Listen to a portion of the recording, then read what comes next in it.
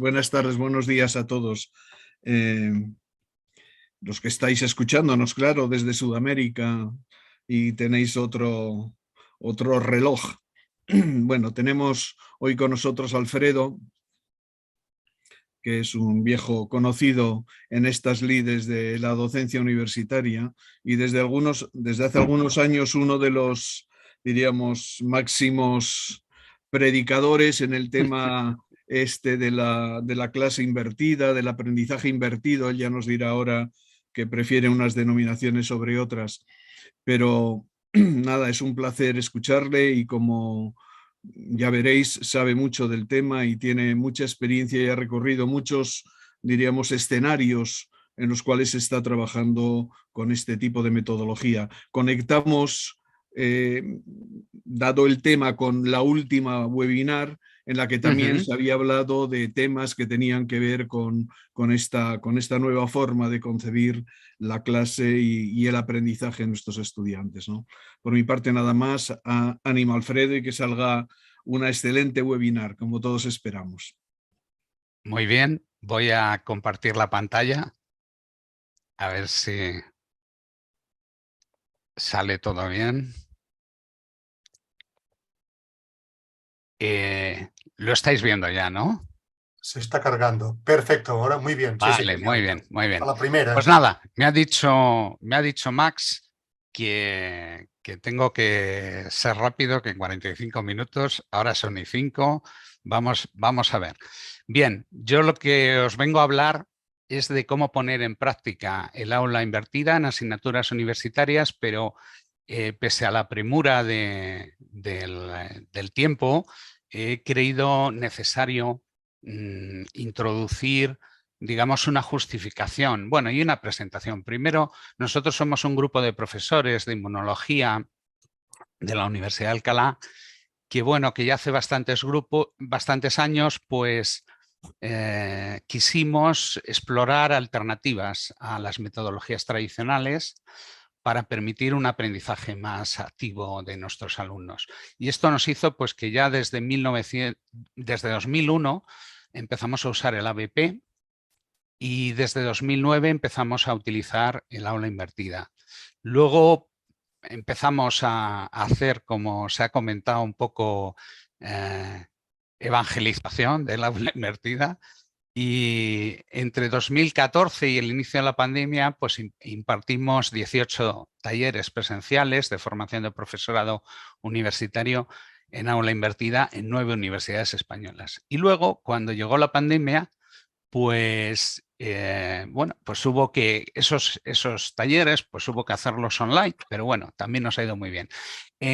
Antes de la pandemia, en 2006, creamos un registro para que los profesores que habían utilizado aula invertida pues se pudieran registrar y de esta manera se pudieran poner en contacto con profesores de disciplinas cercanas. Y bueno, ahí veis por comunidades autónomas ya tenemos registrados 287 profesores universitarios de 47 universidades en este registro. Supongo que hoy a la videoconferencia asistirán también otros que no estarán registrados. Les animo a registrarse en este registro. Y como decía, cuando llegó la pandemia, pues tuvimos que pasar a hacer talleres online, y estos talleres hemos pretendido que no solo sirvieran para enseñar a los profesores asistentes a implementar aula invertida, sino que también les sirvieran para poder documentar sus experiencias y poder de esta manera dar difusión de la metodología.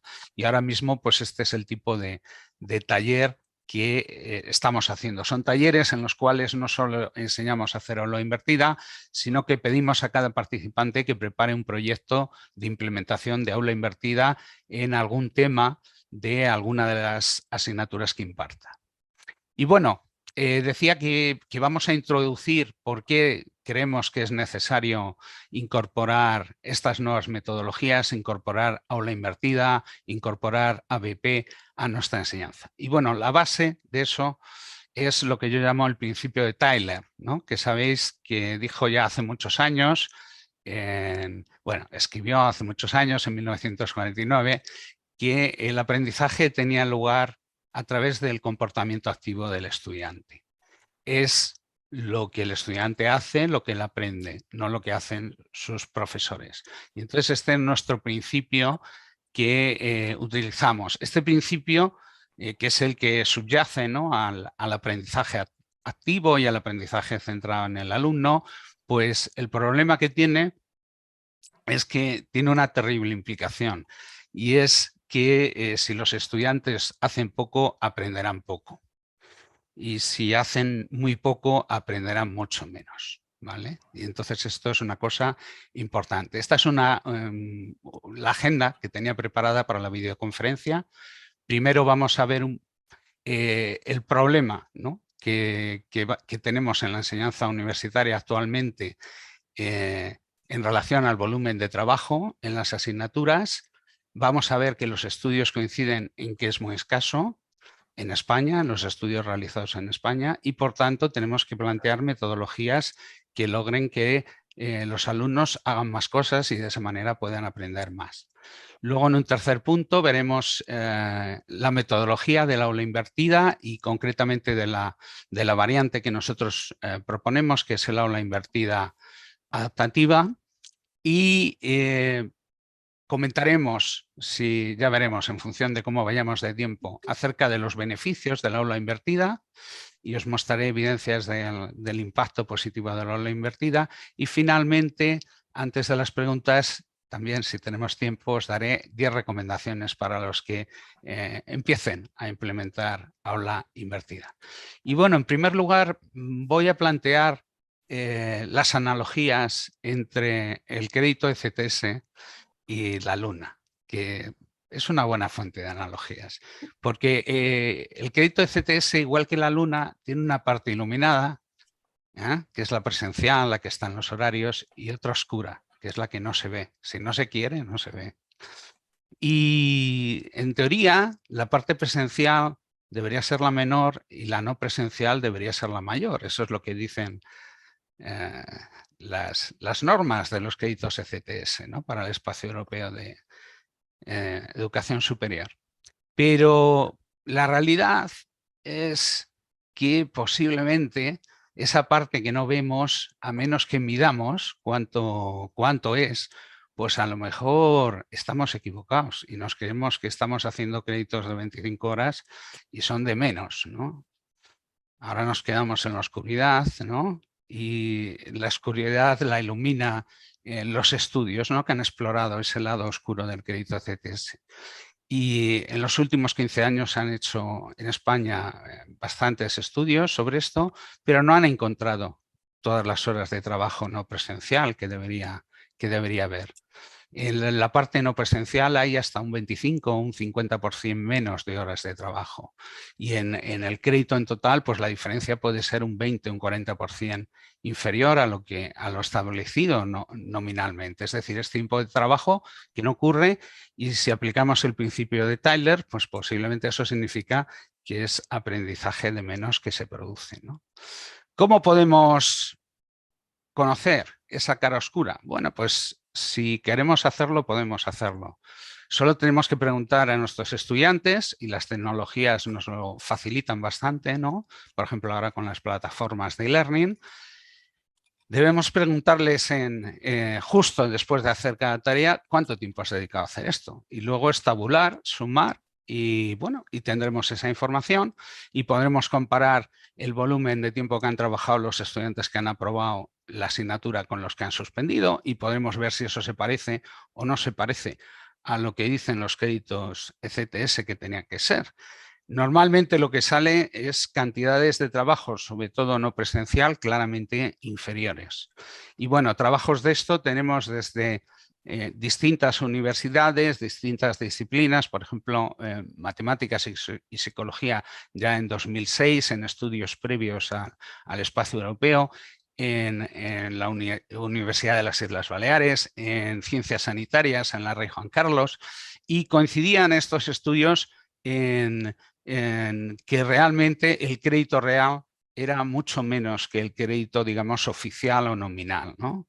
Y esto, bueno, pues han ido saliendo más trabajos. Tenemos trabajos En ingenierías, en la Politécnica de Madrid y la Universidad de Castilla-La Mancha de 2014. Este es el trabajo, yo creo que más serio, mejor hecho, y bueno, de hecho fue publicado en Higher Education. Y bueno, veis que tengo ahí marcado en amarillo que la carga ECTS nominal está sobreestimada, es decir, que realmente los estudiantes trabajan menos. Y en esto coinciden pues los otros trabajos. A todos les sale que la carga de trabajo real es muy inferior a la que se esperaría, ¿no?, de los créditos de las asignaturas. Con lo cual, cuando todos estos trabajos coinciden, pues es que está pasando algo, ¿no?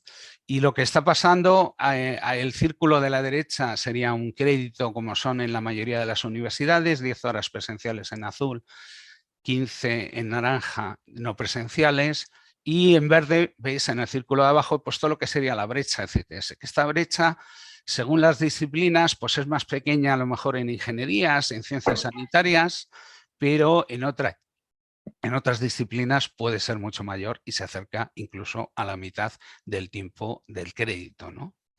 Afecta sobre todo al tiempo de trabajo no presencial, pero también y sobre todo tras la pandemia al presencial, porque ha aumentado mucho el absentismo estudiantil en muchos de los grados, ¿no?, que impartimos. Con lo cual, el veredicto de los estudios es claro, ¿no? Y la magnitud, pues si estamos entre el 20 y el 40% de las horas, pues esto significa que un grado nominal que tendría unas 6.000 horas, pues se reduce bastante, ¿no? Se nos reduce entre 3.700, 4.800 horas que daría de trabajo, ¿no? Y la cuestión es si esto, lógicamente, si aplicamos el principio de Tyler, esto supone que habrá una disminución en el aprendizaje, ¿no?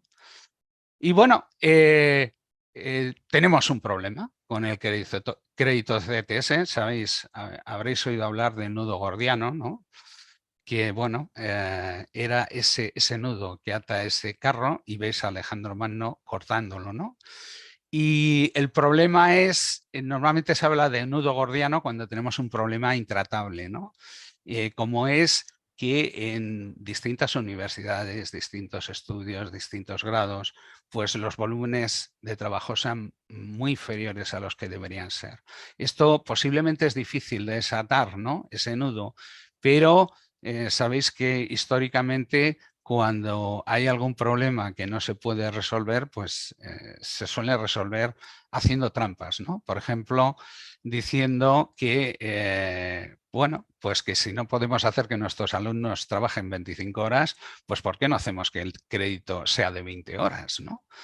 Y bueno, y esa es una opción, y esa opción incluso ha sido planteada ya, por ejemplo, en alguna conferencia, ¿no?, sobre avances en educación superior, ¿no?, en la cual pues se planteaba que sería mejor revisar la equivalencia entre créditos y horas, ¿no?, y que el ratio debería pasar de ser 25 a ser 20. Pero yo pienso que esto no es la solución ideal. Esto es rendirse, esto es no ser capaces de hacer las cosas bien, ¿no?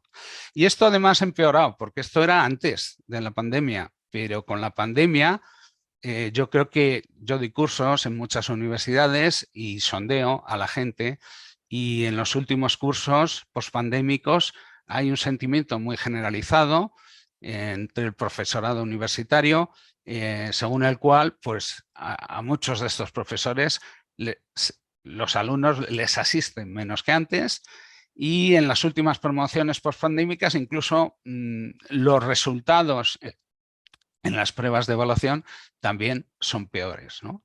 E incluso pues a lo mejor pues ha habido luego que hacer exámenes finales más fáciles, ¿no?, para que los resultados no fueran catastróficos. Esto posiblemente fue llevado ya hace muchos años, en los años 80, fue llevado al absurdo cuando un comediante de un canal de comedia de Estados Unidos propuso que la universidad en 5 minutos. ¿Y por qué proponía reducir a 5 minutos la duración de los grados universitarios? Porque realmente en 5 minutos podemos enseñar lo que el estudiante medio va a recordar 5 años después de haber recibido el título, ¿no? Esto es llevarlo al absurdo, pero si nos dedicamos a ir adaptando, a ir reduciendo el volumen de trabajo del crédito, a ir reduciendo la exigencia de la evaluación, pues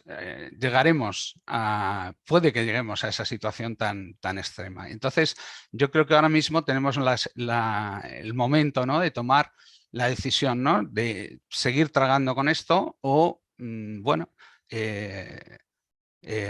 coger el camino alternativo, que es reconocer que esto es una realidad y que esto puede suponer que vamos a tener que cambiar muchas cosas en nuestras asignaturas, pero de esa manera podremos conseguir que nuestros alumnos dediquen las 25 horas a cada crédito, por lo menos la media de nuestros alumnos o la media de los que aprueben, y de esa manera pues puedan nuestros alumnos aprender bastante más de lo que lo hacen ahora.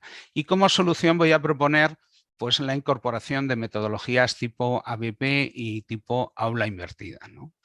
Dentro de un contexto de enseñanza centrada en el protagonismo del estudiante, en el que son los estudiantes los que tienen que hacer cosas para aprender.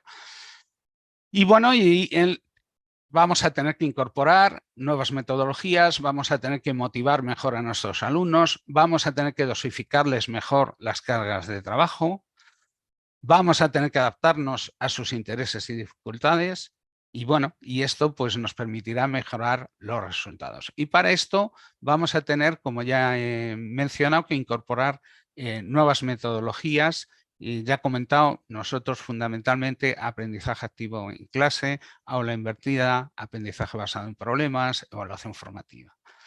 Y de esa manera crear un contexto que motive a nuestros alumnos a hacer más cosas, a trabajar fuera del aula, a participar en el aula. Y bueno, esto no es fácil, pero bueno, hay que intentarlo, ¿no? Y nosotros, por ejemplo, combinando distintas de estas metodologías, combinando aprendizaje activo, fomento de estudio preparatorio, ABP, pues hemos conseguido, por ejemplo, que con el aula invertida, pues conseguir que los alumnos dediquen en una asignatura 25 horas a lo que es el estudio preparatorio de los temas, que dediquen otras 20 horas de trabajo a la preparación de seminarios y de trabajos de equipo, proyectos, y si no hiciéramos estas cosas, si nosotros dijéramos, bueno, yo voy a dar el temario y no me voy a meter en líos, pues la situación, ¿qué ocurriría? Que nosotros asignaturas que ahora mismo conseguimos que los créditos sean de verdad, pues si no tuvieran proyectos en equipo, pues pasaríamos a tener ya una pequeña brecha ECTS de un 22%, y si no hiciéramos ni proyectos de equipo ni aula invertida, pues superaríamos el 30% de déficit de trabajo, ¿no? Con lo cual tendríamos un problema como ocurre en muchas asignaturas. Gracias a utilizar estas metodologías, pues no tenemos ese problema. Aquí tenemos, por ejemplo, cómo se ve que esto ya es después de la pandemia, en actividades en las cuales los alumnos trabajan en seminarios, pues conseguimos que por cada hora de seminarios de media los alumnos le dediquen algo más de 2 horas y de esa manera pues no solo, digamos, estén trabajando de tiempo fuera. Y bueno, el aula invertida también puede conseguir eso, ¿no? Podemos pedir a los alumnos que se preparen antes de los temas, enviándoles los materiales con antelación. Podemos pedirles que hagan cosas entre unas clases y otras para que vengan preparados a las siguientes clases. Y bueno, y esto pues va a permitir, ¿no?, que nuestros alumnos, por un lado, trabajen más fuera y vengan mejor preparados a clase. Otra cosa que estamos haciendo, un estudio, hemos clasificado, vamos a hacerlo en una serie de asignaturas, pero ya lo hemos hecho en una, hemos clasificado a los estudiantes por su rendimiento en las pruebas de evaluación, a la vez que hemos medido su tiempo de trabajo en todas aquellas actividades que hemos realizado en la asignatura. Y una vez que hacemos las pruebas de evaluación, podemos separar los alumnos con un mejor y un peor rendimiento académico de una clase y podemos estudiar cómo han usado estos dos grupos de alumnos el tiempo, ¿no? Y podemos encontrar diferencias. ¿Qué es lo que hemos encontrado? Pues unas cosas que parecen muy obvias, pero las hemos podido contabilizar, ¿no? Que los alumnos con peor rendimiento pues realizan con menos frecuencia las tareas preparatorias, trabajan menos horas durante el cuatrimestre, tienen más asentismo en clase. Prácticamente casi todo el trabajo lo hacen antes de los exámenes de medio cuatrimestre y finales, mientras que aquellos alumnos en esa misma clase, pero que tienen un mejor rendimiento académico, pues realizan las tareas preparatorias del aula invertida con más frecuencia, asisten con más regularidad a la clase, se sientan en las filas de delante, y esto lo hemos demostrado estadísticamente incluso, apuntando en qué filas se sentaban qué alumnos, y de esa manera hemos podido ver la relación entre las calificaciones y su ubicación en la clase. También preguntan y participan más, pasan a limpio sus apuntes, repasan y trabajan más horas de manera espaciada. Bueno, esto tenemos ya pruebas, digamos, aquí tenemos, por ejemplo, veis en naranja serían los alumnos que tienen mejor rendimiento, en azul, en la gráfica de la izquierda, los que tienen un rendimiento inferior, y veis que, digamos, los que tienen un mayor rendimiento en naranja trabajan más prácticamente durante todas las fases del cuatrimestre. Pero a la derecha estamos comparando, digamos, esta sería, por ejemplo, la diferencia en resultado académico final. Sale una diferencia en nota media entre un grupo y otro del 27%. También nos molestamos en realizar un test de conocimientos de partida que no mostraba una diferencia tan grande entre los alumnos que quedaron en el grupo de más rendimiento y de menos. En cuanto al número de horas trabajadas no presenciales, veis que sale una diferencia del 30%. Y sin embargo veis que los símbolos en los cuales las diferencias son mayores, pues es el trabajo preparatorio antes de los temas, y digamos, durante la primera mitad del cuatrimestre también el grupo de más rendimiento trabajan bastante más que el grupo de menos rendimiento, como un 51% de diferencia. Y en ese primer parcial, ¿no?, del cuatrimestre, también los alumnos que al final acaban sacando las mejores calificaciones también han trabajado mucho más, un 71% más que los que han sacado menos rendimiento, con lo cual parece que claramente las diferencias son en el trabajo continuo, no tanto en las, digamos, en las empolladas finales, ¿no? Y bueno, ahora os voy a comentar un poco lo que sería la metodología de aula invertida, ¿no? En cuanto a la definición, la idea es hacer las cosas de modo inverso al tradicional, es decir, en lugar de dedicar el tiempo de clase a transmitir la información a los alumnos, o la mayor parte, lo veríamos aquí en azul, en una clase tradicional, como la mayor parte del tiempo se dedica a contarles cosas a los alumnos, esto se lo vamos a transmitir por medios online. Y les vamos a pedir que se lo estudien, les vamos a pedir que nos realicen algunas tareas, que nos contesten, y de esa manera vamos a poder utilizar el tiempo de clase de otra manera. Vamos a poder introducir mucho más cuestionamiento, muchas más actividades, porque los alumnos van a venir mejor preparados, ¿no?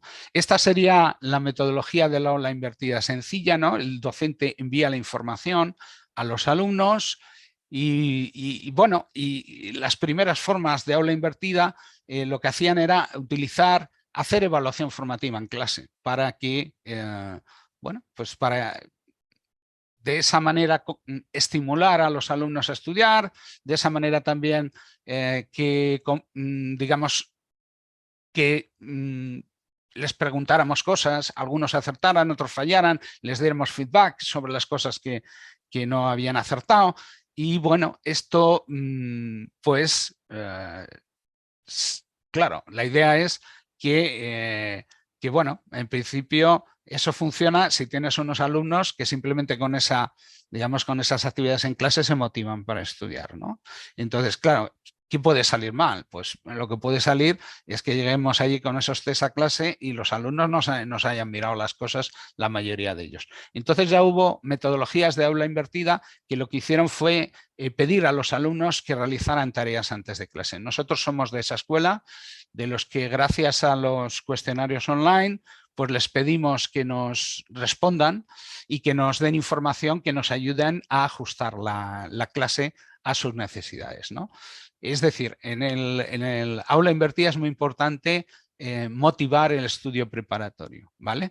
Esto puede lograrse, por ejemplo, en la presentación de la asignatura, diciéndoles que, bueno, que por ejemplo, el 10% de la calificación de la asignatura va a ser por el estudio preparatorio, que no es una cosa que funciona bastante bien y que tiene sentido porque al final nuestros alumnos dedican el 10% de horas de trabajo a ese estudio preparatorio. También la realización de actividades en clase, la evaluación formativa, bueno, la gamificación, ¿no? Pero en este caso sería una gamificación con pequeñas recompensas, ¿no? A cambio de pequeñas tareas, ¿no? Ese estudio preparatorio. Y bueno, nosotros a partir de la aula invertida adaptativa hemos intentado un poquito pues optimizarla, ¿no? Y hemos hecho una metodología que llamamos aula invertida adaptativa e interactiva, ¿no? Y que básicamente lo que queremos es fomentar el estudio preparatorio de los alumnos, pero también que ellos nos den, digamos, nos informen de lo que han comprendido, de lo que no, y de esa manera podamos adaptar la enseñanza a sus intereses y dificultades. También de esta manera vamos a estimular el estudio espaciado, que se sabe que funciona mucho mejor que el estudio bulímico, ¿no? Antes de los exámenes. Y también esto nos da muchas más oportunidades, mucho más tiempo de clase y en seminarios para que los alumnos puedan ejercitar y desarrollar competencias genéricas y transversales, ¿no?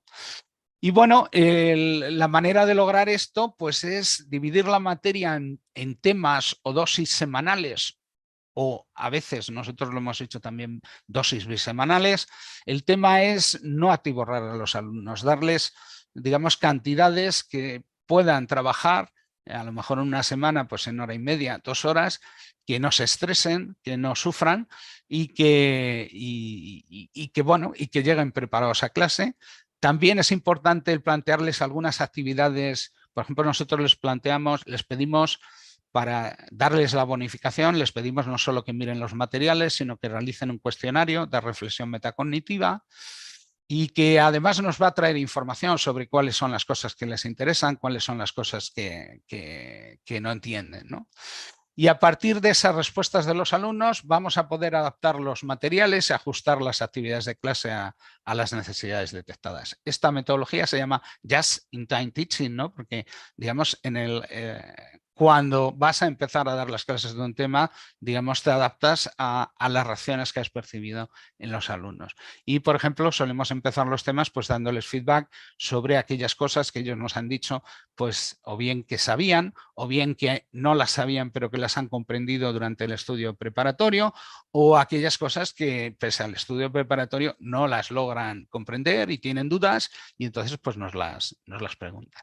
Entonces, en el aula invertida adaptativa e interactiva tendríamos 4 fases que, bueno, esto una vez que di un curso en Bilbao lo llamé pim, pam, pum, go, ¿no? 1, 2, 3, 4. Y en estas fases, primero el docente, como en el aula invertida, envía electrónicamente la información, esto sería la fase PIM. Les pedimos a los alumnos que interaccionen con esa información y que nos respondan a unos cuestionarios que luego os mostraré más en detalle. Luego nos toca al docente analizar esas dudas y tomar decisiones acerca de las actividades de clase, acerca de cuáles son las cosas que no se han comprendido y en las cuales hay que enfocarse. También de esa manera vamos a preparar una clase, pero adaptada a las dudas y necesidades de los alumnos. Por otro lado, los alumnos vienen mejor preparados para la clase, con lo cual la experiencia de la clase pues, puede ser más interactiva, puede tener mayor protagonismo estudiantil y puede estar más enfocada en la resolución de dudas y dificultades. Y aquí un poco la idea es conseguir que la mayoría de los alumnos se preparen para la mayoría de las clases. Esto es lo que te permite tener éxito, ¿vale? Comentaba antes con Max que incluso cuando no consigues que la mayoría se preparen, si consigues que por lo menos lo hagan una gran minoría, pues ya estás mucho mejor que en la docencia tradicional, en la que tienes al 99% de los alumnos que te han ido a la clase sin haberse estudiado antes los materiales. Y bueno, ahora vamos a empezar a ver estas fases. La fase PIN, ¿cómo nosotros la hacemos? Nosotros recomendamos ser proactivos, es decir, ponérselo los docentes y ponérselo fácil a los alumnos. Nosotros lo que hacemos es enviamos mails a una lista en copia oculta a todos los alumnos y esos mails pues tienen los materiales instructivos, tienen instrucciones, indicaciones de trabajo, tienen un link a un vídeo instructivo o 2 o 3 los que haya en ese tema. Y luego también tienen un link a un cuestionario, que esto, bueno, hay distintas aplicaciones, hay la de Google, hay la de Microsoft, hay también las que tengamos, por ejemplo, en nuestra plataforma de e-learning, el Moodle, el Blackboard, lo que tengamos. Bien. Y de esta manera nosotros les hemos hecho llegar la información, les hemos dado indicaciones y les hemos impedido que nos empiecen a trabajar. Por ejemplo, esto si nosotros lo enviamos, les enviamos el tema de la semana siguiente y les decimos que se lo miren y que nos intenten contestar por lo menos un par de días antes de empezar a darlo, de esa manera tendremos tiempo nosotros para reaccionar y responder, ¿vale? Esto antes de que hubiera cuestionarios online, yo lo intenté hacer al principio de los años 2000, antes de que hubiera Google Forms y tal, y era imposible. Ahora con los Google Forms, los Office Forms, bueno, pues esto te pone las respuestas de los alumnos en una matriz y esto hace que sea bastante más fácil, ¿vale? Bueno, aquí tenemos un cuestionario que nosotros llamamos de comprobación universal porque vale para cualquier tema, son todo preguntas que son idiosincráticas, que realmente le pedimos al alumno que nos muestre su ración sobre los materiales, qué es lo que no comprende, qué pregunta tiene, qué parte comprende y no necesita que le expliquen, qué ha comprendido al ver los vídeos, qué podría mejorarse en los materiales instructivos, que se autocalifiquen. Esto es graciosísimo porque casi todos hemos visto, casi todos se ponen entre un 6 y un 8 tras ese estudio preparatorio, pero luego resulta que cuando esto hemos comparado con el rendimiento, pues nos sale que incluso los alumnos que sacan las máximas calificaciones son muy duros a la hora de autoevaluarse en el estudio preparatorio. Hemos visto que ahí no correlacionan las dos cosas. Y finalmente es muy importante también preguntarles cuánto tiempo han tardado en leer documentos, ver vídeos, reflexionar, responder al cuestionario. Luego, esto nos lo va a reunir. Las aplicaciones nos van a dar una especie de hoja de Excel o de Google Spreadsheet en la cual vamos a tener las respuestas de cada alumno en una fila, las respuestas a cada pregunta en una columna. Esto facilita muchísimo el análisis por el profesor. Imaginaos un profesor que tiene 140 alumnos. Pues entonces nosotros a ellos lo que les decimos es, los que contestéis 48 horas antes me los voy a leer, pero los que me contestéis el último día, pues bueno, habré pasado de la fase de análisis horizontal y lo que me voy a leer son las respuestas a algunas preguntas críticas, ¿no? Por ejemplo, voy a ver quiénes lo han hecho, cuáles son las dudas urgentes, qué han comprendido, qué es lo que no comprenden, porque a partir de ahí vamos a tomar decisiones, ¿vale? Y bueno, esta es un poco en clases numerosas, la única manera de hacer esto pues es leerse todas las respuestas de los primeros alumnos, que además los alumnos que responden primero, esto hemos visto que correlaciona, también son los alumnos que sacan mejores calificaciones, suelen ser de los que contestan antes a los cuestionarios, no de los que lo hacen en el último minuto, ¿vale? Y bueno, y entonces lo que hacemos es mirar eso, en función de los que tengamos y del tiempo que tengamos, pues digamos hacer un muestreo de los que han contestado primero, analizamos horizontalmente y finalmente podemos analizar verticalmente las respuestas a algunas preguntas claves como son las dudas urgentes o las áreas de dificultad. Y bueno, y de esta manera vamos a tener una información sobre qué sabían nuestros alumnos, qué quieren, supongo que algunos habéis oído hablar de el KWL, ¿no? Conoce, quiere aprender, aprendió, ¿no?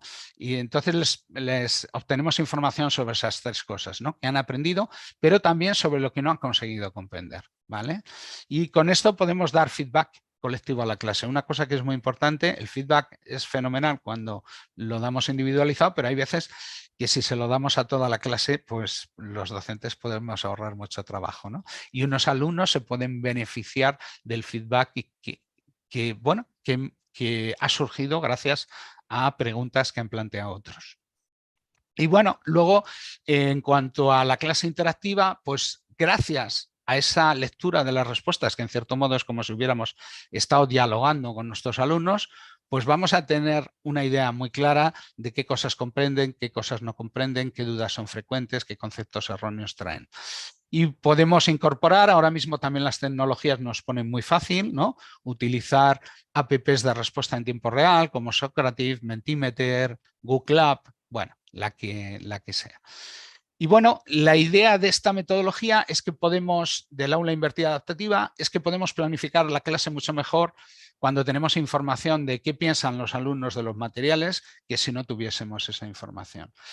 Otra de las razones que hacen que esta metodología funcione es que a cambio de un trabajo que han hecho para prepararse, les vamos digamos, a poner una bonificación, es decir, les va a subir, pues si damos 15 temas, la 15ª parte de un punto cada tema, ¿no?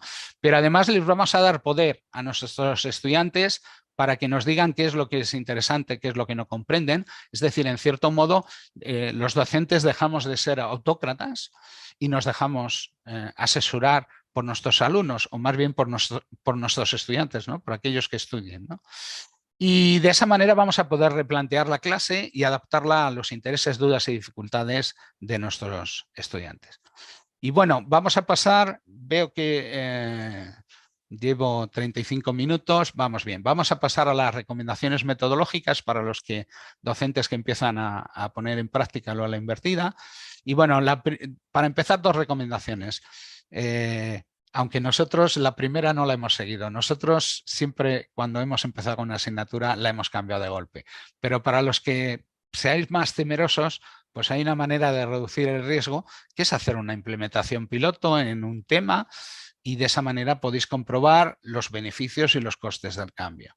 Los costes son que vais a tener que preparar materiales, que vais a tener que analizar las respuestas de vuestros alumnos, que vais a tener que trabajar más. Sobre todo el primer año que hagáis cada uno de los temas, ¿no? Si uno resulta que cambia todos los temas de una asignatura en un año, pues ese año ese profesor va a trabajar mucho, pero al año siguiente va a trabajar mucho menos. Más que un profesor tradicional, sí, pero bueno, pero no va a ser tan grande la diferencia.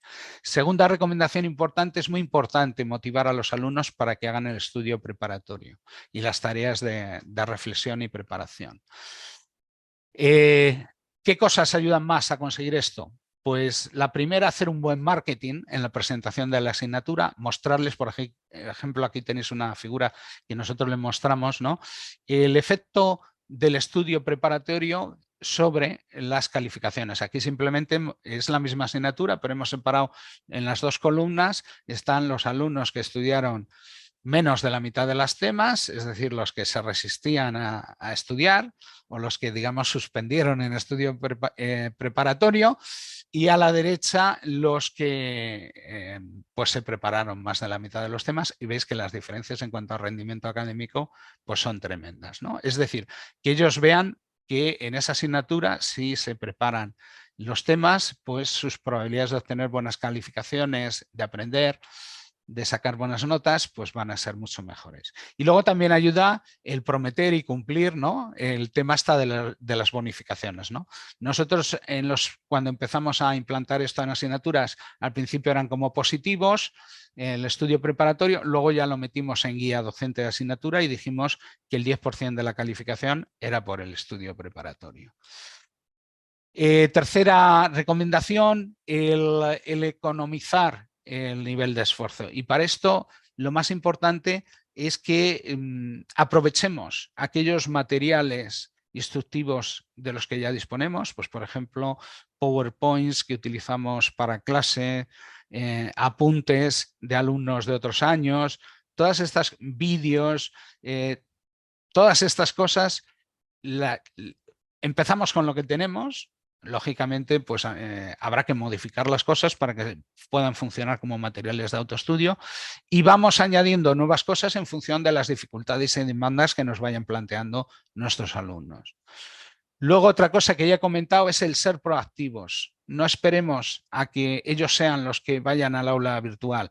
Al alumno motivado no es al que tenemos que cambiar más sus hábitos, que ya tiene unos buenos hábitos de estudio, sino que tenemos que lograr que los alumnos más pasivos, menos proactivos, pues nos empiecen a trabajar. Y por eso nosotros siempre les enviamos los materiales personalmente a su dirección de email.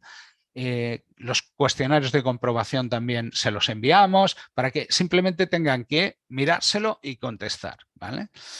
Y luego ya hemos comentado la importancia del análisis de respuestas de los alumnos.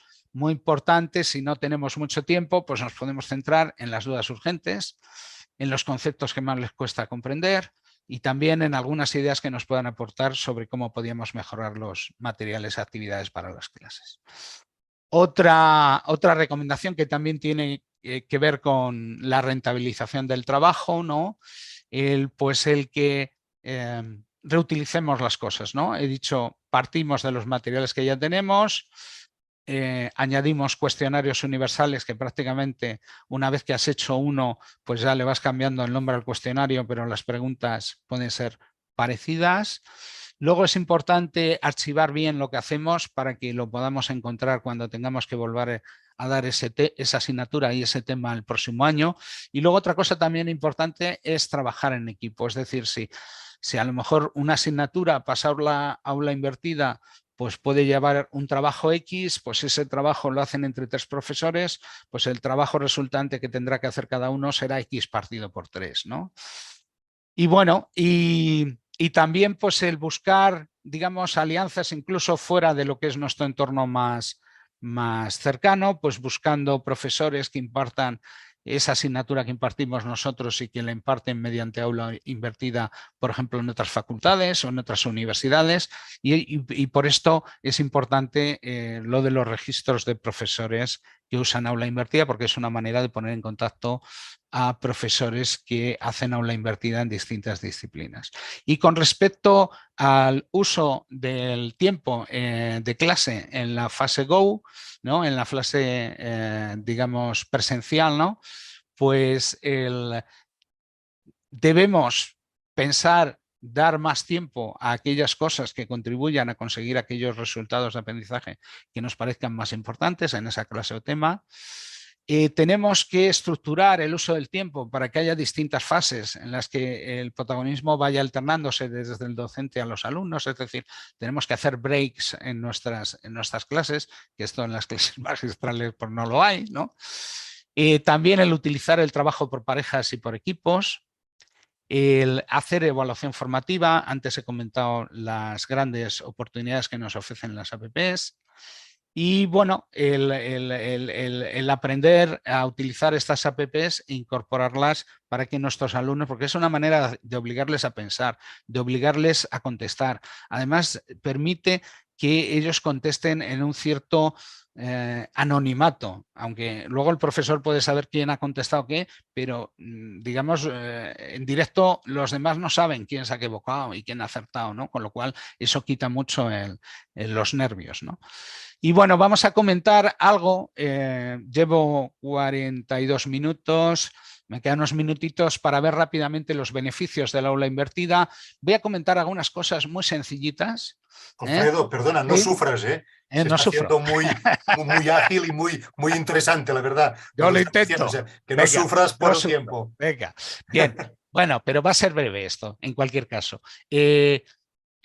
Os voy a hablar primero de algunas evidencias que a lo mejor son más directas, más anecdóticas, y bueno, luego tenemos ya lo que serían unas evidencias más científicas, ¿no? de esto. Y bueno, vamos a irlas viendo. Yo las primeras evidencias que tuve de lo bien que funcionaba esta metodología, pues era lo que decían los alumnos en las encuestas de valoración de la docencia. Si cuando un comentario de un alumno es favorable y dice ha sido la única asignatura de la carrera que se ha adaptado a nuestros intereses, pues ya empezamos bien, ¿no? Los alumnos dicen que se fomenta la participación, les gusta mucho, les dejamos tomar decisiones sobre qué temas o qué parte de los temas se pueden profundizar más en clase, agradecen el tema de que les demos los materiales antes, dicen que no entienden por qué hay otros profesores que los dan después, ¿no? Y bueno, esta es una fuente muy abundante digamos, de la percepción de los alumnos. Y esto es, por ejemplo, de las encuestas oficiales de la universidad. Esto es del cuatrimestre del confinamiento. Nosotros teníamos una asignatura que impartíamos en ese cuatrimestre y empezábamos a dar nuestra parte de la asignatura 3 días después del parón, el 11 de marzo, en la Comunidad de Madrid. Y pese a eso, dado que, bueno, pues teníamos cierta familiaridad con comunicarnos online con los alumnos y tal, pues veis que los resultados fueron valoraciones en una escala sobre 10, pues de un 9,7 de media. Y bueno, aquí veis cómo sale esto en los diagramas de las encuestas oficiales de nuestra universidad. Y bueno, pues luego otra segunda fuente de evidencia, lo que piensan los docentes que han usado el aula invertida en sus asignaturas. Y de esto yo tengo información gracias a cientos de profesores que se han registrado en el registro de profesores que han utilizado aula invertida, y a estos profesores pues les preguntamos que si están contentos con el resultado de la aula invertida sobre la implicación, la participación en clase y el aprendizaje de sus alumnos, y veis que el 90% nos dicen que sí. Un 5% que sí, pero, ¿no? Pero a lo mejor en primeros cursos no va tan bien. Otros dicen que, bueno, que están todavía en fase de pruebas. Y bueno, y hay un 0,51% que no están contentos con el aula invertida, es decir, más o menos 1 de cada 200. Otra fuente de evidencias, fijaros, estos son 2 mails que me han enviado profesores que habían asistido a nuestros cursos de aula invertida. El primero es uno de la Universidad Complutense de Madrid y que comenta que después del curso de aula invertida, que aunque ya estaba obteniendo resultados buenos, este año los resultados eran fantásticos. Y decía que en cuestiones docentes he empezado a jugar en otra liga. Eso es lo que decía textualmente, ¿no? Es decir, que agradecía este participante en un curso de aula invertida, agradecía la adquisición de un nuevo superpoder, ¿no? Y luego aquí tenemos otro, que este es de un profesor de mi universidad, ¿eh? También es alumno de un curso, y lo que me decía es: desde que hice tu curso estoy en un estado de permanente desasosiego por lo mucho que me queda por aprender y lo mucho más que me queda por aplicar bien en mis asignaturas. Tengo un trabajo ingente por delante.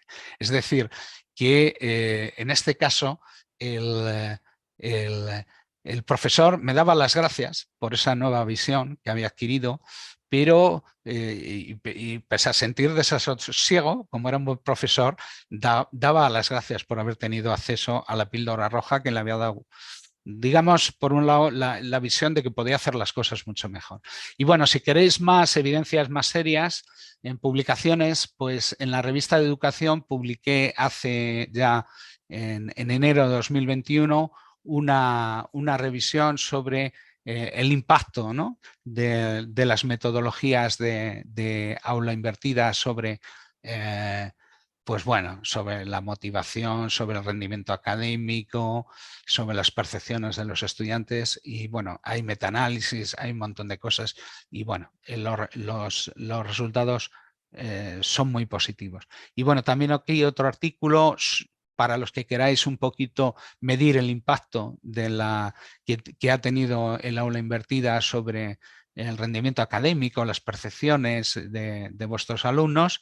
Y bueno, si alguno quiere leer más sobre esto, aquí tenéis la lista de bestsellers de la colección universitaria de Narcea, y bueno, veis que el libro titulado Flip Learning, ¿no?, pues es que el autor soy yo. Pues bueno, es el bestseller en los últimos años. Bueno, estas son las universidades en las que hemos hecho en los últimos años formaciones en aula invertida, en España y Portugal, en Sudamérica y también en África. Y bueno, os voy a poner una cita de Gregory Green, que es el director del instituto que dio el siguiente paso, ¿no? Que el siguiente paso era no ya hacer asignaturas invertidas, sino hacer que un centro funcionara, ¿no? Todo a base de aula invertida. Y esto lo hicieron porque era un instituto de un suburbio que obtenía unos resultados, vamos, de los peores del estado, y decidieron que había que cambiar las cosas, ¿no? Si querían salir de esas posiciones tan malas, lo hicieron y lo consiguieron. Ahora son un instituto que obtiene unos resultados mucho mejores, ¿no? Y este señor decía que, bueno, que todos tenemos oportunidades de crear cambio y que tenemos que tomar una decisión. ¿Lo haremos o no lo haremos? Y con esto ya os doy las gracias por vuestra atención y podéis hacer las preguntas que os parezca. Adelante. Bueno, has conseguido en 45 o 50 minutos una condensación total y además súper ameno e interesante, ¿eh? Estaba leyendo comentarios del chat, pero te voy a leer algunas preguntas que se han hecho, ¿eh? Muy bien. La primera pregunta era de María Dolores Carrabajal Arrieta. Dice, una pregunta para el debate. ¿Ajustan cronogramas con otras asignaturas para el uso de aula invertida? Lo pregunto por la saturación del trabajo autónomo que se le puede generar al alumnado. Bien, te cuento. Nosotros ahí nuestra política es intentar que la carga que nosotros, digamos, que el número de horas presenciales que hacemos trabajar a nuestros alumnos no superen las 3 horas por semana. Pero sí que todas las semanas les mandemos algo. Es decir, intentamos dosificar muy bien. Y luego realmente son otras actividades más del tipo, por ejemplo, ABP, proyectos en equipo, en las cuales a lo mejor si tú tienes, por ejemplo, una semana en la que hay presentaciones orales o que tienen que entregar los trabajos, ahí a lo mejor sí que van a requerir una mayor dedicación de horas, ¿no? Y ahí a lo mejor sí que es, nosotros lo que hacemos es, tenemos unos calendarios de exámenes y de entregas de las asignaturas de un mismo cuatrimestre y se intenta, pues bueno, pues evitar que se junten demasiadas, que se junten más de, pues eso, que no haya más que un examen o más que una entrega de trabajo importante a la semana, pero realmente lo que es el estudio del tema de la semana siguiente, eso te va a llevar, lo vas a hacer en 1 hora, hora y media o 2. No es. Lo que sí que nosotros hemos visto es que cuando llega la temporada de los exámenes parciales, nos cae bastante el porcentaje de alumnos que se preparan, bueno, igual que cae el porcentaje de alumnos que asisten a las clases, ¿no? Y sobre todo en las vísperas de los. Dices, un día llegas y ves pocos y dices, ¿qué? ¿Tenéis mañana examen? Sí, sí, claro. Bien, pues ese es una cosa que hay que. Hombre, nosotros ahora mismo en los currículos en los que estamos haciendo somos los únicos que lo hacemos. Lo que comentabas también se podría plantear, dices, bueno, es que imagínate que en las 5 asignaturas se ponen a hacer aula invertida. Bueno, pues si en las 5 asignaturas les piden que le dediquen un par de horas a la semana, pues los estudiantes le dedicarían unas 10 horas por semana. No pasaría nada. Más pasa si no las dedican. Vale, no sé, María Dolores, ¿quieres añadir algo o si no paso a la siguiente? Marita Hernández Garrido nos preguntaba, dice, ¿qué porcentaje de evaluación continua recomiendas para este tipo de aprendizaje? Bien, mira, nosotros en estas asignaturas en las que tenemos aula invertida y ABP, el aula invertida, todas las cuestionarios, temas, materiales, tareas, todo eso, realmente nosotros le damos una valoración que es infinitesimal, porque al final eso es un 10% de la calificación. Es decir, hay un 90% que no es por aula invertida. De ese otro 90% nosotros solemos dar un 20% a las prácticas, que se evalúan aparte, otro 20% a los seminarios en los cuales, bueno, eso sería el trabajo de equipo, ¿no?, que tienen que preparar, y el otro Y el resto es lo Sí. que damos en los exámenes, ¿no? Es decir, habría luego un 50% de exámenes de teoría. Eso es lo que hacemos. Aunque eso en función de asignaturas, pues hay asignaturas a lo mejor que no tienen ABP o que las... Pero bueno, eso es lo más general.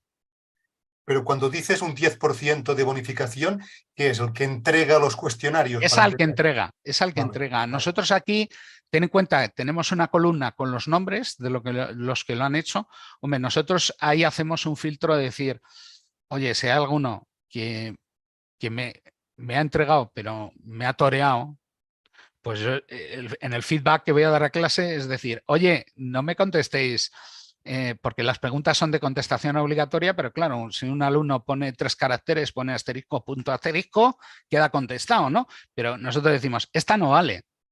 Y preguntar, por ejemplo, acrónimos que estén en los materiales, pues no, porque si me preguntas qué significa un acrónimo que está explicado en el material, es que no te has leído el material. O si me preguntas qué significa algo que solo tienes que escribir en Google y encuentras la respuesta, pues eso tampoco vale, ¿no? Es decir, ahí hay que hacer un poquito, pero eso con hacer un poquito de control en los primeros temas ya saben, se dan cuenta ellos de que estás encima y de que no se puede, no se lo pueden tomar a cachondeo, porque eso tampoco sería útil. Bueno. Otra pregunta. María Iserte dice, muchísimas gracias por todo, ha sido muy iluminador. Dice, yo he experimentado con el aula invertida hasta ahora con poco éxito y has ofrecido una nueva perspectiva que me encantaría poner en práctica. Gracias. Pero tengo una duda, un miedo, dice, tal vez infundada. Adaptándonos mucho a los intereses de los estudiantes, pregunta ella, ¿podríamos correr el peligro de alejarnos de los objetivos de aprendizaje que nos habíamos propuesto? Bueno, yo ahí te diría, lo he dicho en la conferencia, lo que el modo tradicional de decidir el énfasis, la profundidad, es el profesor decide de manera autocrática. De esta manera, el profesor recibe feedback de sus alumnos, pero es el profesor el que al final sopesa, ¿no? Y bueno, y dice, oye, hay bastantes alumnos que piden esto, pues vamos a poner unos ejemplos de esto o vamos a dedicar una actividad a esto, pero realmente eso no te va a quitar a ti como docente la libertad, ¿no? De decir a qué dedicas más tiempo, pero lo que sí que vas a hacer es tener en cuenta ese input, ese feedback que te están dando los alumnos. Es decir, yo no he sentido, llevo haciendo esto 10 años y me ha abierto muchas veces los ojos sobre cosas que a lo mejor a los alumnos les parecían súper interesantes y yo no me había dado cuenta, ¿no? Pero eso es una información, digamos, que te enriquece un poco la manera de plantear tu asignatura. Porque luego los alumnos dicen, oye, es que además, es que aquí también son los metamensajes que tú transmites. Tú les estás preguntando, les estás pidiendo opinión, estás luego dándoles un cierto poder, pero al final el docente sigue siendo el que más poder tiene a la hora de decidir en estas cosas. Pero bueno, les transfieres un poco, ¿no? Pero está bajo tu control, está bajo el control del docente el cuánto y de qué manera, ¿no? Vale. Miren Basaras Ibarzábal dice, si se utilizan los mismos materiales año tras año, pregunta, ¿eso puede hacer que los cuestionarios se vayan pasando de año a año y vayan copiándose? Vamos, eso depende del tipo de preguntas que hagas. Si tú haces preguntas de respuesta correcta, pues lógicamente, que esto nosotros lo llegamos a hacer allá por 2010, nosotros utilizamos una metodología en la cual pues las preguntas que hacíamos era para comprobar si se habían estudiado los materiales, pero comprobándolos se acertaban. Y entonces aquí sí que se hacía el tipo de trampa, este tipo de trampa. Pero si tú realmente lo que estás preguntando es ¿qué es lo que no has comprendido? ¿Qué duda tienes? Les es más fácil pensar qué es lo que no entienden y qué duda tienen que decir, voy a ver qué puso alguno el año pasado, de qué duda tenía. Hombre, en un futuro de inteligencia artificial y de bancos de datos y tal, pues bueno, no voy a descartar que eso ocurra, ¿no? Pero nosotros no hemos tenido ese problema. Ten en cuenta que además las aplicaciones que nosotros utilizamos para los, digamos, para los formularios, las respuestas de los alumnos, la matriz la recibe el profesor, pero nadie más la recibe. Nadie más la recibe, con lo cual, hombre, pues a lo mejor si alguno dice, pues antes de contestar el cuestionario voy a hacer un pantallazo y lo voy a guardar para los compañeros del año que viene, pues bueno, pero serían las opiniones de ese alumno, ¿no? ¿Sabes? Yo a veces me ha pasado, cuando estás mirando los cuestionarios, que ves uno y ves el siguiente y dices, ¿verdad cómo se parece al anterior? Y ya te das cuenta que es el mismo alumno que a lo mejor se cree que la primera vez no le ha entrado y te lo ha vuelto a mandar. O sea, nosotros ahí vigilamos. Alguna vez hemos visto cuestionarios que te llega uno ahora y otro dentro de 3 minutos y que tienen parecidos un poco sospechosos, ¿no? Pero bueno, eso significa que están trabajando en equipo, ¿sabes? Vale. Pregunta también, miren, cómo yo también me lo preguntaba, ¿cómo podemos acceder al registro de profesores que utilizan aula invertida y Bueno, las asignaturas que están implicadas? Si luego a lo del registro, apuntarse simplemente con que metas en Google registro de profesores que usan aula invertida, te saldrá un link. Y luego lo que hacemos es, yo a las personas que quieren contactar a profesores que usan aula invertida en sus mismas disciplinas, pues lo que les digo es que me envíen a mí un mail, y yo ya hago una búsqueda en el registro y ya les doy los mails de las personas que yo haya localizado. Entre las preguntas que hacemos, pues por ejemplo, es eso, en qué asignaturas imparten y de esa manera, pues a lo mejor pues puedes poner en contacto a gente que lo hacen en matemáticas o en economía, ¿no? O en distintas disciplinas. Además, tu sesión, si nos autorizas, claro, estará Sí. grabada en el canal de YouTube de Redu y creo que ahí proyectabas, además del cuestionario, creo que ponías la dirección o el enlace. Sí, Se, si se quieres, puede ver en una de las diapositivas. te iba a decir, Max, como te he enviado el PowerPoint, si quieres hacer un PDF con el PowerPoint también y de alguna manera ¿Podemos colgarlo, compartirlo? distribuirlo. Sí, sí, por supuesto. Ah, genial. Pues Porque recibía varias preguntas en ese porque sentido. es que los links en el vídeo, hombre, lo puedes copiar Sí, sí. literalmente, pero no funcionan. Entonces en el PDF es mejor. En el PDF Vale, es pues mejor. algunas preguntas eran si dispondríamos de la presentación. Sí. Raquel Ibáñez Martínez dice, muchas gracias, súper interesante, pero me surge una duda. Si hay en el aula, con clases magistrales participativas, ya en el aula, dice, les cuesta seguir, que no veo aquí, les cuesta seguir el hilo, ¿cómo conseguimos que dediquen horas previas para hacer la clase invertida? ¿Algún consejo para motivarles o engancharles? Bueno, lo he comentado en las recomendaciones. Un consejo importante es el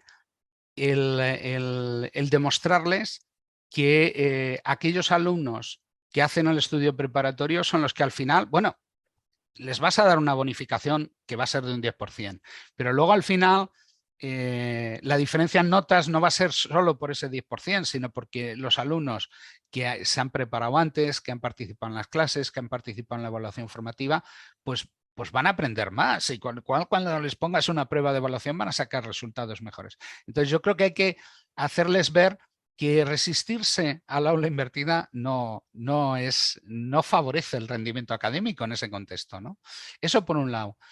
Y claro, nosotros, por ejemplo, lo que hacemos es mostrarles resultados de promociones anteriores, ¿no? Y que vean cómo los alumnos, pues que no han preparado los temas, pues obtienen unos resultados mucho peores. Y otra cosa importante es que ellos se den cuenta de que muchas veces tenemos alumnos que nunca se han leído un tema antes de que se lo expliquen en clase, ¿no? Entonces lo hacen por primera vez y dicen, anda, si resulta que lo entiendo mucho más fácil. Anda, si resulta que no me tengo que pegar luego una empollada tan gorda para aprendérmelo, porque lo he comprendido en la clase. Entre lo que he comprendido en el estudio preparatorio y luego en la clase y las notas que he tomado, tengo medio tema aprendido. O sea que también, y eso, yo por lo que he visto por los comentarios de los alumnos, es una experiencia que para algunos de ellos, pues es la primera vez que la tienen, ¿no? Porque no es lo usual que tú te den una clase sobre algo que te has estudiado antes, ¿no? Muy bien. Miguel Ángel Martín Tardío dice, Alfredo, a mí me pasa Hombre, que la percepción de los estudiantes sobre la carga del trabajo global de un sí, aula con Felipe siempre es mayor en sí, una asignatura con clase magistral. ¿Os sí, pasa a vosotros? sí. Sí, bueno, nosotros cuando preguntamos esto a los alumnos, tienes, eh, claro, nosotros, por ejemplo, en un cuestionario, nosotros hacemos cuestionarios de percepción de los alumnos y entonces lo que observas es que hay alumnos que te dicen que bueno, que sí, que algo más trabajan, pero que no es mucha la diferencia. Pero claro, eso depende de cómo dosifiquemos ese trabajo, ¿sabes? Beatriz Azcunaga nos dice, ¿tienes alguna lectura recomendada, quizá también Miguel, alguna lectura recomendada para la metodología ABP, lo mismo que nos ha mostrado el libro sobre aprendizaje Ah, inverso, o también está desarrollado en este libro la metodología ABP? bueno, sobre ABP yo tengo un libro, lo que pasa es que está solo publicado online, que se llama Estrategias de aprendizaje inductivo, que es digamos, de la editorial Océano. La versión que tenían se llama Digital Test, pero está solo online. En Amazon se puede comprar. En Amazon se busca con... Y yo creo que en Narcea también hay en la colección hay también libros sobre ABP. Y supongo que serán interesantes también. Sí, Miguel, es así. Sí, hay un libro en la misma colección que está el de Alfredo, está también un libro sobre la metodología basada en proyectos. Y en la revista Redu hicimos una revista monográfica sobre este tema también hace unos años, donde había muchos ejemplos de medicina, de ingeniería, etcétera, trabajando con el aprendizaje basado en problemas. Sí. Bien, Miguel Ángel Martín Tardío de nuevo dice, esa entrega se puede gamificar con insignias en Moodle y conceder la recompensa de puntos en función del número de insignias obtenidas. Sí, sí, sí, sí. Sí, ¿no? Sí, sí, sí, sí. Sí, Raquel, creo que sí. sí, sí, no, di, Alfredo, estoy leyendo No, mientras. creo que Miguel, él es de la Universidad de Extremadura y claro, ellos tienen Moodle y sí que tienen ahí una buena herramienta para hacer cosas de gamificación, ¿no? Que en otras universidades tenemos otras herramientas y a lo mejor no funciona tan bien la Ana herramienta de María Vale gamificación. Martínez dice, gracias sobre todo por ayudarme en cómo motivar al estudiantado para que hagan las actividades. Es lo que más me cuesta, va Ujú. disminuyendo la implicación a lo largo del semestre, ¿no? Sí, Efectivamente.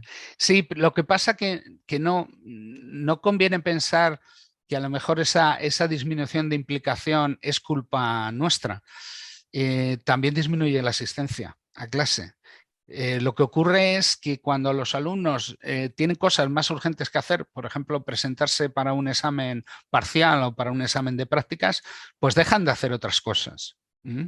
Y entre las primeras que pueden dejar de hacer es esto del estudio preparatorio, ¿no? Entonces, yo por eso creo que es muy importante, sobre todo si vamos a hacer una experiencia piloto, pues plantearla con algún tema introductorio de la asignatura, porque al principio del cuatrimestre siempre los alumnos tienen más tiempo disponible para aquellas cosas que le propongamos. Si le proponemos eso a final del cuatrimestre, el seguimiento que vamos a tener va a ser muy inferior. Esa es mi experiencia. Hay una pregunta, pero no sé el nombre de la persona porque sale Samsung. Dice, nosotros les solicitamos que lean y repasen el tema antes de acudir a algunas prácticas, pero Ajá, muy pocos son los que lo hacen. Tal vez nuestro fallo está en que no se obtienen puntos por ello. Hacer claro. obligatoria la asistencia a prácticas. Es una asignatura de mejora genética en veterinaria. Estoy de acuerdo. Si es el eterno problema, ¿no?, de la motivación intrínseca y la extrínseca. Si tú no aportas un mecanismo de motivación extrínseca, pues te lo harán los que tienen la motivación intrínseca y los otros no te lo harán. Ninguna sorpresa. Entonces, si queremos que lo hagan más, pues tendremos que aportarles, pues eso, por ejemplo, una idea es esto, pequeñas recompensas a cambio de pequeñas acciones. El único problema que puede tener eso es que demos unas recompensas demasiado grandes, pero si esas recompensas son de 1/10 o de 5 centésimas, no corremos ese riesgo. Muy bien. María Ángeles Ruiz González dice, en mi caso, estoy aplicando aula invertida hace varios años y desde hace 2 años preparo los materiales de preaprendizaje utilizando la herramienta H5P que tenemos integrada en nuestro campus virtual en Moodle. Espera que salga, en Moodle. Esta herramienta me permite crear materiales interactivos con preguntas integradas, lo cual me está dando mucho juego. Si queréis que os comente algo más, abro mi micrófono. Es esta herramienta H5P. ¿Tienes algo también, no, Pues, Alfredo, que explique María no, Ángeles qué es? me parece muy bien. Si quiere contarnos lo que ella hace, me parece fenomenal. Sí, María Ángeles, si Hola, quieres. hola. Sí, ¿se me oye bien? Sí. Te oímos, te oímos. Hola, buenas tardes. Encantada de saludaros a todos. Pues es una herramienta que te permite crear diferentes tipos de actividades. Yo en mi caso para el preaprendizaje utilizo bastante lo que son los vídeos interactivos, vídeos que creo yo apoyados en el PowerPoint. Y te permite crear y te permite integrarle diferentes tipos de preguntas de respuesta múltiple, de verdadero, falso, retos. Te permite crear columnas de contenidos en los cuales le metes vídeos interactivos, le metes preguntas de diferentes tipos. Y además, lo bueno de tenerlo integrado en Moodle es que la mayoría de las actividades que tú les puedes integrar para que los alumnos te respondan, aparte de controlar quién lo ha visto, quién no lo ha visto, cómo te responden, cómo no te responden, es que las calificaciones que obtienen te aparecen en el libro de calificaciones de Moodle. Con lo cual, de un vistazo... Está integrado. Eso es, de un vistazo, tú no solo, aunque yo le hago el cuestionario previo también, que me indiquen que les ha costado más, que menos y tal, de un vistazo te da muchísima información. Mucha. Y aparte, esas calificaciones, yo les doy un porcentaje de la nota de la asignatura y entonces se lo toman más en serio. Claro. Y la verdad que estoy muy contenta, me está dando mucho juego. Yo creo que no aprovechamos lo suficientemente bien las bonificaciones, porque los alumnos, hay veces que comento una cosa, que digo que los profesores tenemos que ser un poco como jefes de nuestros alumnos, ¿no? Porque les tenemos que hacer trabajar, pero que el problema que tenemos es que no les podemos pagar con euros, ¿no? Entonces les tenemos que pagar con calificaciones, con bonificaciones. Y el aprender a manejar ese resorte yo creo que es muy importante en la consecución de que los alumnos trabajen más. Esa es mi experiencia. Sí, yo estoy totalmente de acuerdo. Lo que sí que veo yo es que se animan especialmente, a ver, todos se suelen animar. Yo no tengo una clase muy numerosa, la verdad, y me puedo permitir el lujo de hacer virguerías muchas veces. Pero es verdad que noto que se animan especialmente después del primer parcial, porque comprueban que cuando van a estudiar el parcial les cuesta bastante menos. Lo entienden mucho mejor y ahí es cuando pega un salto y luego baja cuando llegan los parciales, justo antes de las vacaciones. Ahí baja la participación. Yo eso me lo han comentado en los comentarios los alumnos, ¿no? Que se han dado cuenta de que bueno, si es que lo miré antes, entendí mejor en clase y luego me ha sido mucho más fácil estudiarlo para el examen, ¿no? O sea, ellos se dan cuenta de eso, sí. Bien, hay más preguntas. José Daniel Sierra Murillo. Muchas gracias, Alfredo. Se refiere José Daniel a primer curso, dice, por las experiencias compartidas. Aunque comparto la filosofía, no dejo de preguntarme cómo podemos optimizarlo al alumnado de primer curso. Bueno, nosotros hacemos algunas de estas asignaturas, las damos en primero, e incluso en un caso tenemos una asignatura en primero, pero que damos solo durante la última parte del cuatrimestre, es decir, cuando los alumnos empiezan a estar agobiados ya con los exámenes y con otras cosas, ¿no? Entonces yo creo que es muy importante, yo lo llamo el hacer el marketing de la metodología, ¿no? El convencer a los alumnos en la presentación de la asignatura que, mirar, tenemos experiencia con esto. Los que siguen este camino, ¿no? Y hacen las tareas que proponemos, realizan el estudio preparatorio y tal, pues ese gráfico que os he mostrado, ¿no? Fijaros qué notas más buenas que sacan. Y los que no quieren hacer nada, pues fijaros qué asignatura más hueso para ellos, ¿eh? Entonces, si esto se lo haces ver el primer día, y luego también es muy importante, incluso en alumnos de primero, pues también tienen boca a boca con alumnos de segundo, tal, que les dicen, no, en esta asignatura a los locos estos de la aula invertida, haced todo lo que digan, porque os irá mucho mejor, ¿sabes? Gracias. Wendy Lilibet Arteaga dice, creo que darles una nota significativa por revisar los contenidos previamente les motivará a hacerlo. Muchas gracias por compartir. Sí, por supuesto. Sí, sigo. Dice María Teresa Sánchez Nieto, si he entendido bien, la evaluación formativa no se hace en la clase posterior a la preparación, sino entre la preparación de los materiales y el momento de la clase, a través de los cuestionarios. ¿Es así? ¿O es mejor consumir tiempo de clase comprobando si han entendido los materiales? No es así del todo, es en parte. Nosotros combinamos las dos cosas. Por un lado, hacemos una evaluación formativa previa al inicio del tema, que sirve para comprobar el nivel de asimilación que han tenido y los problemas que han tenido los alumnos para estudiar esos materiales. Eso, lógicamente, si quieres aprovechar la información que obtienes para mejorar, digamos, las clases, pues lo tienes que hacer antes. Y luego, aparte de eso, eso, por ejemplo, eso nosotros lo hacemos con los cuestionarios de Google Forms, ¿vale? Que son cuestionarios, los podríamos llamar asincrónicos, ¿no? Quedan abiertos y cada alumno los puede responder en el momento que sea, ¿no? Que bueno, esto también uno se da cuenta de que dices, tengo un alumno que me ha contestado al cuestionario a las 2 de la mañana. Dices, bueno, esta metodología funciona. Y luego tienes el otro tipo de evaluación formativa, que es la que hacemos más con el objetivo de crear debate, de crear oportunidades para el feedback, y que para eso hay que utilizar otro tipo de aplicaciones, que son las aplicaciones estas de respuesta con los móviles, tipo Google Club, Socrative, Kahoot, Mentimeter, bueno, Quizlet, hay más, ¿no? Con que aprendamos a usar una, vamos bien.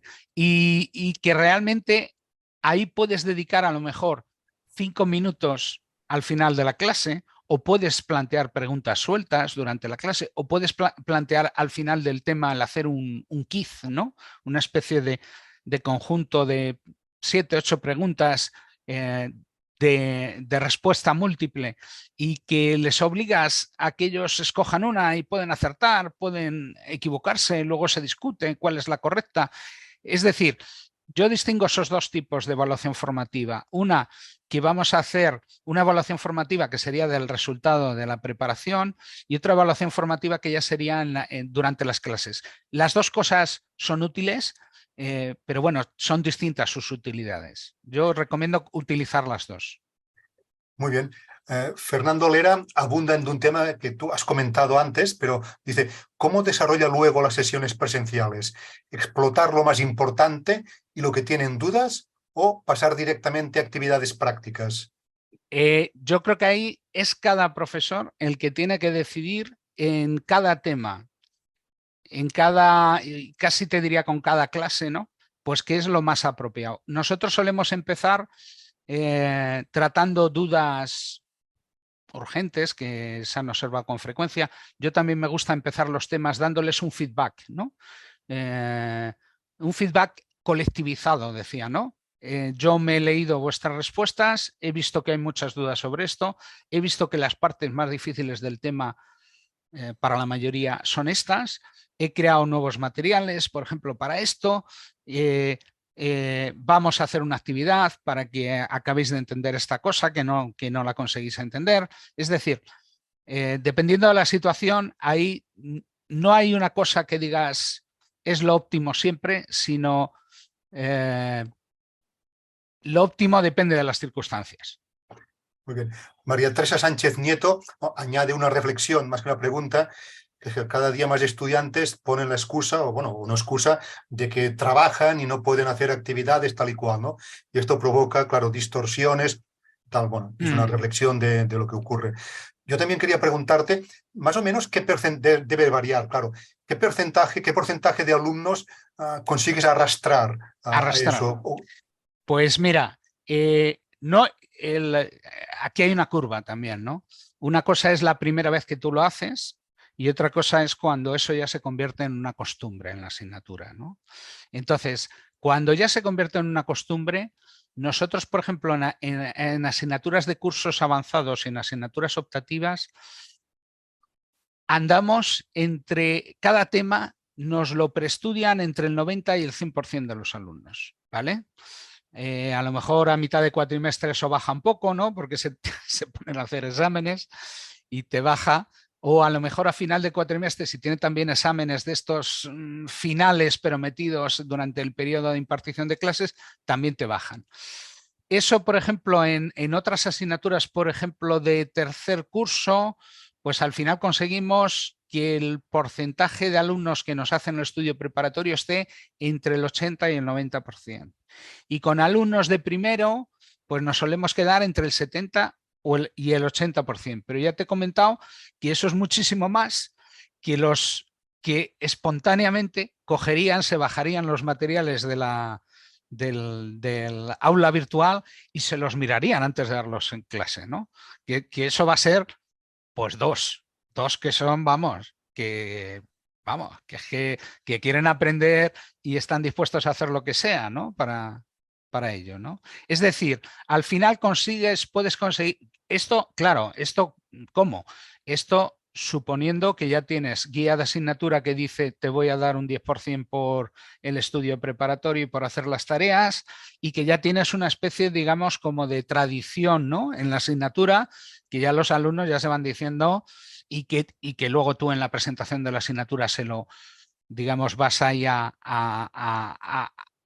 venderles el que tienen que actuar de esa manera. Si quieres también lo que puedo hacer, Max, te puedo enviar también un PDF, por ejemplo, de alguna de las presentaciones de asignatura que nosotros hacemos para que lo distribuyas, Sí. y para que veas un poco, sobre todo, es un tema un poco de marketing, de ventas, el convencer a los alumnos.